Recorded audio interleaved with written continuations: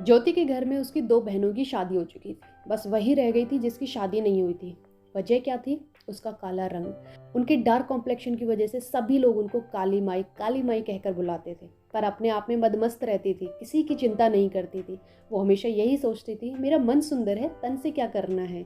लेकिन लोग ऐसा नहीं सोचते थे। उनके डार्क कॉम्प्लेक्शन की वजह से, तानों की वजह से उन्होंने बीच में पढ़ाई भी छोड़ दी थी। वो ज़्यादा पढ़ी लिखी नहीं थी, लेकिन घर के कामों में और ज़िंदगी के कामों में वो बहुत निपुण थी। इधर राज का और उसकी वाइफ का डाइवोर्स हो चुका था। राज की बीवी बेहद सुंदर थी। राज खुद भी बहुत ही हैंडसम और स्मार्ट था। राज का एक लड़का भी था जो कि कोर्ट ने उसकी बीवी को दे दिया था। उनके जाने से राज के घर में सभी लोग बहुत परेशान रहते थे। राज धीरे धीरे डिप्रेशन में जा रहा था। राज की माँ से ये सब कुछ नहीं देखा जा रहा था और उन्होंने सोचा कि मुझे राज की शादी करानी है। उनको ज्योति हमेशा से ही पसंद थी। ज्योति और राज के घर वालों में पहले से ही जानकारी थी, लेकिन राज की फैमिली ज्योति के फैमिली से स्टेटस में बहुत ऊपर थी। पर उन्हें ज्योति पसंद थी और उन्होंने ज्योति का रिश्ता उनके घर वालों से मांगा। ज्योति के घर वाले बड़े ही खुश थे क्योंकि इतने बड़े घर में और इतने सुंदर लड़के से ज्योति की शादी होने वाली थी। लेकिन ज्योति ने सोचा कि यार पहले से ही बाल बच्चेदार है और मुझे इससे शादी करनी पड़ेगी। पर ज्योति अपने पेरेंट्स की खुशी के सामने झुक गई। और जब राज को ये बात पता चला कि उसकी माँ ज्योति से उसकी शादी कर रही है तो उसने घर में हंगामा कर दिया। उसने साफ साफ कह दिया कि मैं उस काली माई के साथ शादी नहीं करूँगा। आप सोच भी कैसे सकते हो? वो मेरे साथ चलते हुए कैसी लगेगी, कभी सोचा है? वो मेरे स्टेटस की नहीं है, वो पढ़ी लिखी नहीं है, वो गंवार है। उस तरीके से उसने घर में बहुत कलेश किया। लेकिन राज की माँ ने साफ साफ कर दिया था कि शादी होगी तो ज्योति से ही होगी।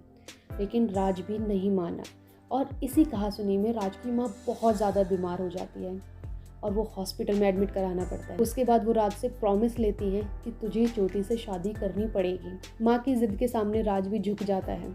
सिर्फ 4 लोगों के सामने ज्योति और राज की शादी हो जाती है। राज ये बात किसी को भी नहीं बताता है कि उसकी शादी हो गई है, क्योंकि उसे ये बात बताने में भी शर्म आ रही थी। शादी की पहली रात को ही उसने ज्योति से क्लियर कर दिया था कि मेरे और तुम्हारे बीच में कोई रिश्ता नहीं है। मैंने ये शादी सिर्फ और सिर्फ अपने पेरेंट्स की वजह से की है।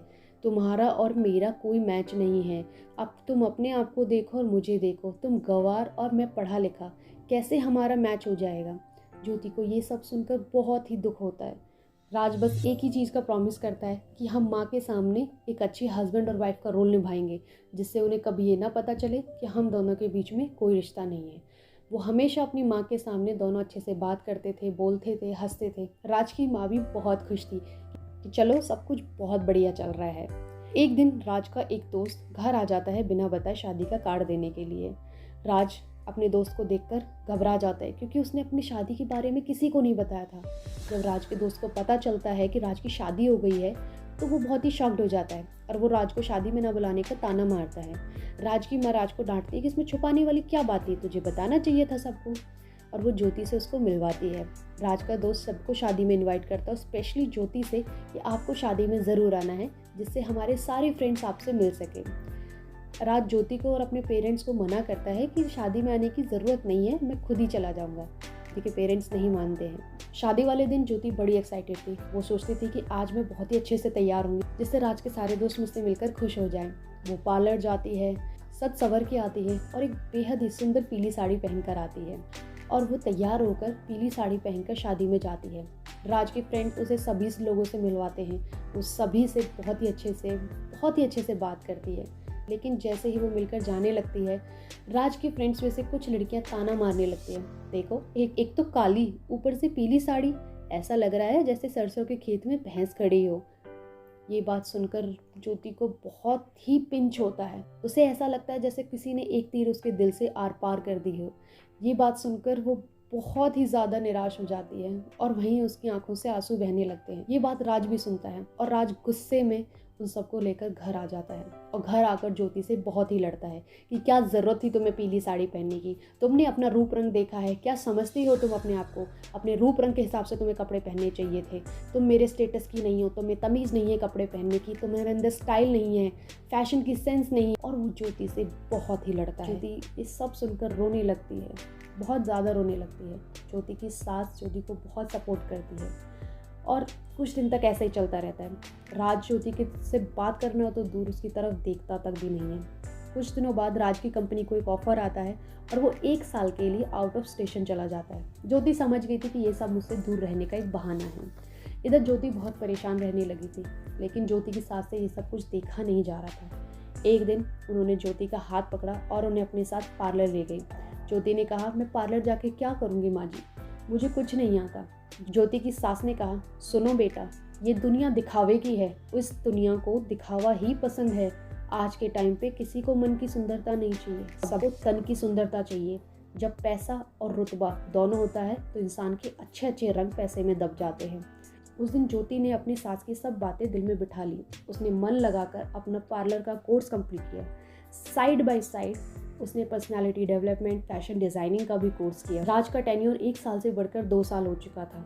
इन 2 सालों में ज्योति ने अपने पार्लर में, अपने फैशन डिज़ाइनिंग के कोर्स में बहुत ही ज़्यादा मेहनत करी, दिन रात मेहनत करी, क्योंकि उसके दिमाग में हर टाइम एक ही बात गूंजती रहती थी, एक तो काली, ऊपर से पीली साड़ी। उसने सबसे पहले पार्लर सीखकर अपना स्टाइल चेंज किया, फैशन डिज़ाइनिंग से अपने कपड़ों का सेंस बदला। फिर उसके बाद उसने एक पार्लर खोला, अपनी एक शॉप खोली। पार्लर में उसके बहुत सारे क्लाइंट्स बने और इसी तरीके से शॉप में भी उसने बहुत लोगों को अपने साथ जोड़ा। उसका फैशन स्टाइल, उसके लुक्स को देखकर सभी लोग बहुत ही हैरान रहते थे। एक सीधी सादी साड़ी में लिपटी हुई लड़की आज एक मॉडल की तरह लगती थी। सब लोग उससे टिप्स लेने आते थे कि क्या पहनना है, कैसे पहनना है, और वो एक खासा नाम बना चुकी थी अपनी कम्युनिटी में। सभी लोग अब ज्योति की बहुत तारीफ करते थे। अब उसके रूप और रंग के बारे में ज़्यादा बात नहीं होती थी, उसके काम के बारे में बात होती थी। उस दिन ज्योति को अपनी सास की वो सब बातें समझ आ रही थी कि वो बिल्कुल ठीक कह रही थी। वो 2 सालों के अंदर अपना एक ब्रांड बना चुकी थी, अपना नाम बना चुकी थी। अब उसके अंदर बेहद कॉन्फिडेंस था। उससे लोगों से बात करने का तरीका, कपड़े पहनने का तरीका, बोलने का तरीका एक अलग ही लेवल पर था। 2 साल बाद राज घर वापस आता है और वो ज्योति को देखकर बिल्कुल हैरान रह जाता है। वो ज्योति को नहीं पहचान पाता है। वो अपनी माँ से पूछता है, ये सब कैसे हुआ? राज की माँ कहती है, उन्हें तो उसके रंग और रूप पर ताना मार दिया। अगर तू एक अच्छे पति की तरह उस टाइम इसका साथ देता तो आज कुछ और बात होती बेटा। जो राज को अपनी गलती समझ आती है, वो ज्योति से माफ़ी मांगने की कोशिश करता है, पर ज्योति उससे बात नहीं करती है। एक दिन राज जब ज्योति के सामने से माफ़ी मांगने लगता है कि चलो माफ़ कर दो और एक नए रिश्ते की शुरुआत करते हैं, तब ज्योति एक ही बात पूछती है कि मुझे बस ये बता दो कि क्या अब मैं काली माई नहीं रही हूँ? क्या अब मैं गोरी हो गई हूँ? अभी भी मेरा रंग काला ही है। क्या अब आपको मेरे साथ चलने में शर्म नहीं आएगी? क्या अब आपके फ्रेंड्स मेरा मजाक नहीं उड़ाएंगे? क्या अब आप मुझको छोड़कर दोबारा नहीं जाओगे? राज इन सब चीज़ों के लिए माफ़ी मांगता है और कहता है कि मैं अपने किए पर बहुत शर्मिंदा हूँ, प्लीज़ मुझे माफ़ कर दो। ज्योति की सास ज्योति को समझाती है कि राज को माफ़ कर दो और इस रिश्ते को आगे बढ़ाओ। ज्योति अपनी सास की बहुत रिस्पेक्ट करती है। वो अपनी सास की बातें मानकर अपने रिश्ते को एक नया मौका देती है। दोनों आगे बहुत ही हंसी खुशी से रहते हैं। दोस्तों, ये बात तो एकदम सही है कि आजकल मन की सुंदरता से ज़्यादा लोग तन की सुंदरता को देखते हैं। आप लोगों की क्या राय है मुझे कमेंट सेक्शन में ज़रूर बताना है। क्या मैं सही कह रही हूँ या गलत कह रही हूँ? और अगर वीडियो अच्छी लगी है तो प्लीज़ एक लाइक ज़रूर दे देना। इन चैनल को सब्सक्राइब ज़रूर कर लेना। Thank you.